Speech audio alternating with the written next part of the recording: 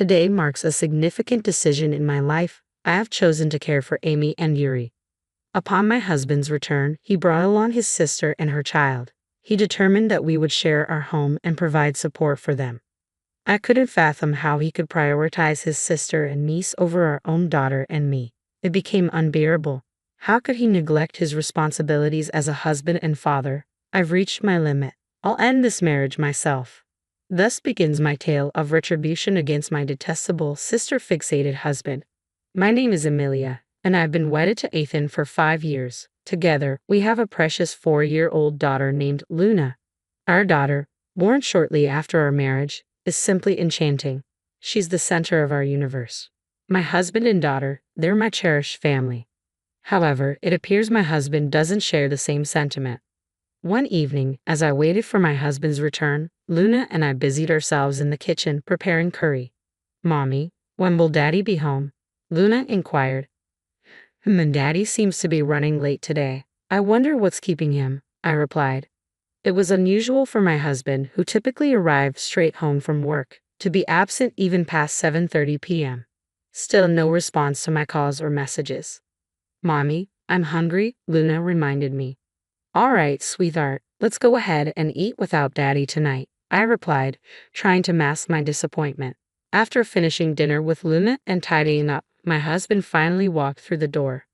"Welcome back." "Wait, what?" I exclaimed in confusion. Standing beside Ethan were his sister Amy and her daughter, Yuri. They were burdened with an unusual amount of luggage. "Ethan, what's going on?" I stammered, struggling to comprehend the scene before me. He then dropped the bombshell. "From today onwards, we're taking care of Amy and Yuri." "What? Take care of them?" I'm lost.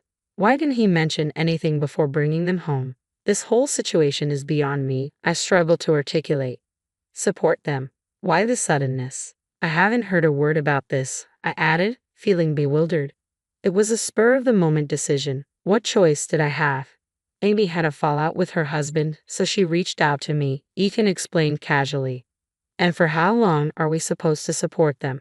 We barely have enough space in our apartment," I pointed out, hoping he'd recognize the inconvenience. But my husband seemed unfazed. "Can't you let them use your room?" he suggested, as if it were the most obvious solution. "My room?" I echoed, incredulous. "You can move into Luna's room. Then we'll have a spare room for Amy and Yuri," my husband suggested, as if it were the simplest solution. I was speechless. Did he expect me to accept this without protest? Why should I tolerate all of this when we're the ones providing for them? It made no sense to me. With a forced smile, my husband ushered his sister and niece inside, saying, "Make yourselves at home from now on."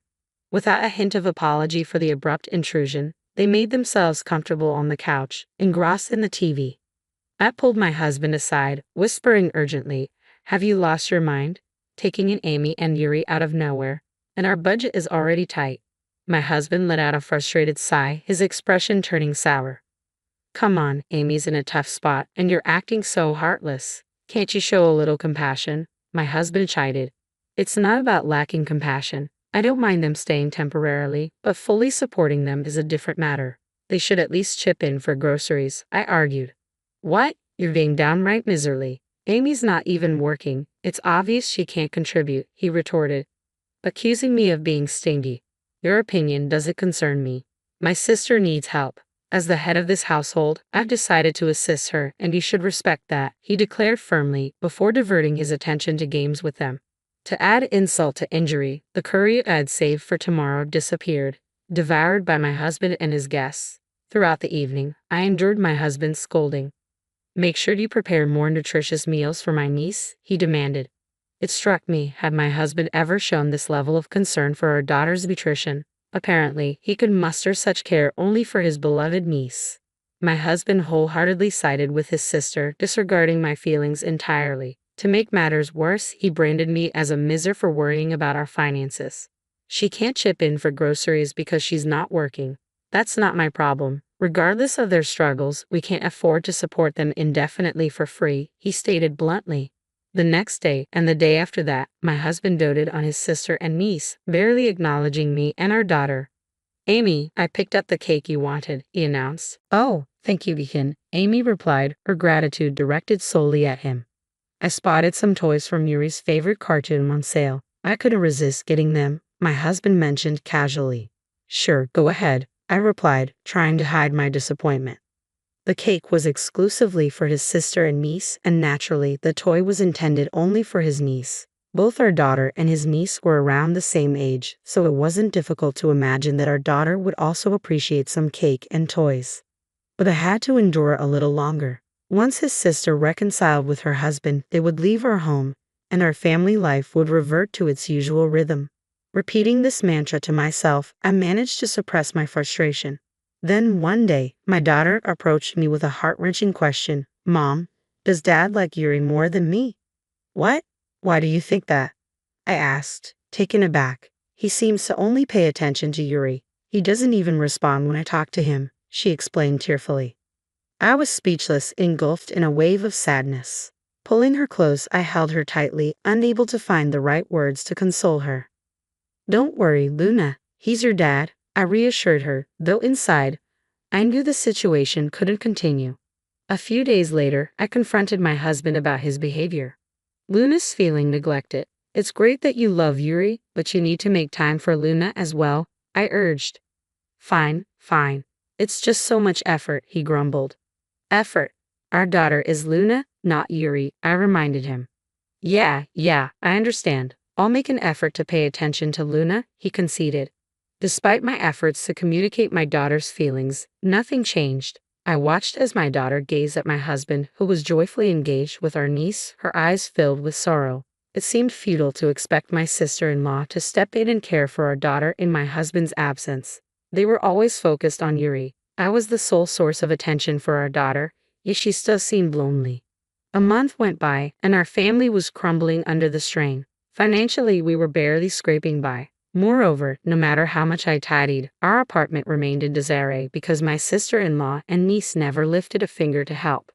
Meanwhile, my husband continued to lavish attention on his sister and niece, neglecting both our daughter and me. I couldn't endure this any longer.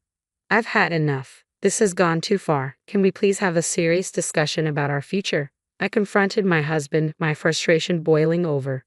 What's gotten into you all of a sudden? I've been saying the same thing repeatedly, haven't I? Life is becoming increasingly difficult, and what's your plan regarding Amy and her predicament? You're not suggesting we live like this indefinitely, are you? He retorted. What choice do we have? She's in the midst of a marital dispute, I explained. Then shouldn't she consider divorce or try to resolve things with her husband? It's been a month already. Luna and I are reaching our breaking point. Please take our feelings into consideration, I pleaded. I knew broaching this subject would upset Ethan, but I had to advocate for Luna and the future of our family. Luna adores you, you know, but when she sees her dad showering affection only on his niece, it's bound to hurt her. I prioritize Luna's feelings over my own, I expressed to my husband. Ethan's a father as well. He should understand how much Luna is hurting and adjust his behavior, I added, hoping for some empathy. But his response left me speechless. Amy is family, right? She's your family too. How can you say such cold things? You're heartless, he accused me. Heartless? Me? I was taken aback by his accusation. It's not that I dislike Amy and Yuri. I just want our situation to change. But Ethan made it seem like I was the villain in all of this. I always knew you were cold-hearted, Ethan accused. Amy's struggling, and Yuri misses her dad. I have to give them attention. You're there for Luna, so why can't you handle it? Whoa, hold on, I protested. I'm covering all the household expenses. Why should Luna and I suffer? My salary contributes to our family budget, you know. But Amy is my sister. That makes her your family too. Yet you're always so distant, Ethan argued, laying the blame squarely on me. His cold gaze made it clear that his sister and niece took precedence over our daughter. Then he dropped a bombshell that left me stunned. Amy wants to stay here, so we'll be taking care of them from now on. We're responsible for everything. Food, clothing, and shelter. In that moment, all my hopes shattered. I realized I was foolish to believe that talking would lead to understanding. Our old life was gone, irretrievably lost. I met Ethan's gaze squarely and uttered, "Fine, then let's get a divorce." Huh. My husband's expression morphed into one of disbelief. He seemed utterly perplexed by my declaration. After a tense silence, he stared at me incredulously. Divorce? What on earth are you suddenly talking about? You're joking, right? Do you honestly believe I'd joke about something like this? If you're going to dismiss mine and Luna's feelings, then I won't prioritize yours either. I'm going to make the best decision for Luna and ensure our happiness, I affirmed, resolute in my stance. He probably never anticipated me raising the topic of divorce. His disbelief was palpable as he scoffed, talking about divorce. You couldn't possibly handle raising Luna on your own. Sure, single parenting is challenging, but it's far better than enduring this. If you're serious, then go ahead and file for divorce. I'll even sign the papers. But remember, if you have a change of heart later and decide you don't want a divorce, it'll be too late, I asserted firmly. Do you really think I'd back down? I produced the papers I'd prepared earlier and handed them, along with a pen, to him. He froze upon seeing the divorce papers before him, making no move to fill them out. What's the matter? Aren't you going to fill out the papers? I pressed, urging him to take action. Oh no, he muttered, visibly shaken as I placed the pen in his hand. Come on, fill it out. You said you would, didn't you? No, I was just joking, he protested weakly. What a joke. You dared me to divorce you, claiming it'd be too late to change your mind later, and now you're too scared to follow through. Pathetic, I spat out in frustration. Shut up. I'll fill it out, okay? He snapped, scribbling his signature on the paper and thrusting it at me. There, I signed it, happy now. Get out, you're annoying, he ordered, his irritation evident. I remained composed as I countered, no, you're the one who's leaving. What? Huh? What do you mean? Huh? He spluttered in disbelief. This apartment is under my name, remember? And since you started supporting your beloved sister, even with your contribution, we couldn't cover our living expenses, so I had to foot the rent alone. Yet you had the audacity to keep living here without any guilt. Are you stupid? Are you out of your mind? Suddenly, a voice interrupted our argument. Wait a minute, what's going on here? Amy, my sister-in-law, rushed over and grabbed Ethan by the collar. Then she exclaimed, you promised we could stay here indefinitely. So you were lying. Amy, it's not. What do you mean it's not? I trusted you to keep us in your home forever. I can't believe you're throwing us out. I didn't expect things to escalate like this, Ethan stuttered. Ha! You can't even handle your own wife, she taunted. What did you say? Ethan bristled. I had reached my breaking point with their argument. I gathered my sister-in-law and her children's belongings and tossed them out onto the doorstep. Hey, wait, what are you doing? Amy approached me, clearly agitated.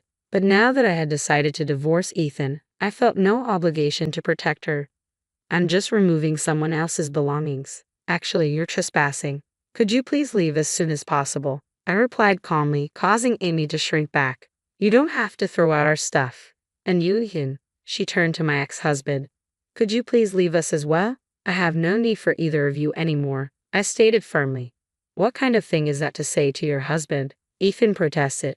You're not my husband anymore. You're my ex-husband, I stated firmly. I never realized you could be so heartless, Ethan muttered in disbelief.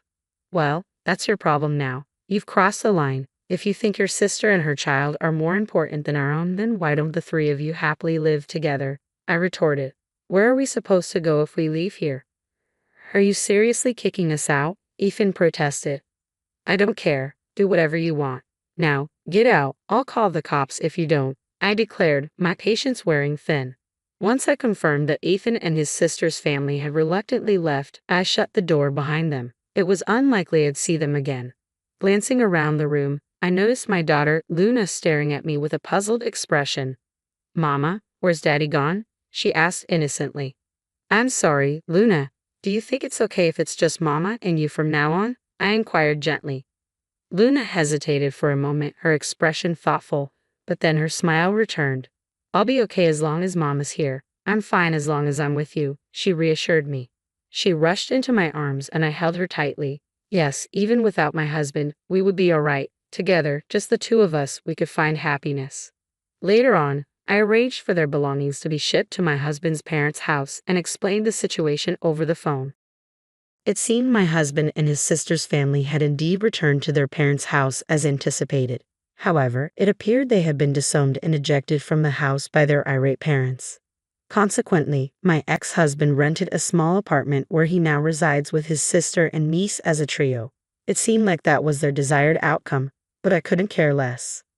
I later learned that my sister-in-law's marital discord stemmed from her extravagant spending habits. Now, she was being compelled to repay the money she had squandered from her husband. Almost every day, my ex-husband inundated me with cringe-worthy texts. I made a mistake, please forgive me. I love you and Luna more than anything. I want us to reunite as a family. Needless to say, I ignored every one of them, promptly consigning them to the trash folder. Luna doesn't want to see her dad anymore, so we don't have any plans to meet him. I'm considering moving us out of this place soon, as it could become problematic if they were to show up unexpectedly. For my daughter, I want to shower her with love and provide her with everything she needs. Even without a father figure, my priority is to ensure she lives a happy and fulfilling life.